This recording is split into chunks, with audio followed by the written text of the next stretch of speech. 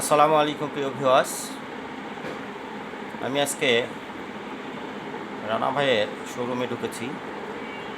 গরমে অতিষ্ঠ হয়ে গেলাম, এই জন্য এখানে একটু ফ্যানের বাতাস খাওয়ার জন্য ঢুকলাম।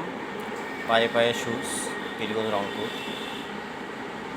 এখানে বসে একটু ফ্যানের বাতাস খাচ্ছি। তো আসলে গরমে আমাদের অবস্থা একেবারেই হাঁসফাঁস উঠে গেছে সবারই। তারপরেও আল্লাহর কাছে লাখো কোটি শুকরিয়া যে আল্লাহ পাক আমাদের সুস্থ রেখেছেন, ভালো রেখেছেন। তো আজকে গরমের ধাক্কায় আমার মাথার অবস্থা দেখেন আমি কি করে ফেলেছি, একেবারে চুল নাড়িয়ে করে ফেলেছি আর কি। তো বন্ধুরা, শারীরিক অবস্থা খুব একটা ভালো যাচ্ছে না, দোয়া করবেন আল্লাহ পাক যেন সবসময় সুস্থ রাখে। আল্লাহ হাফিজ।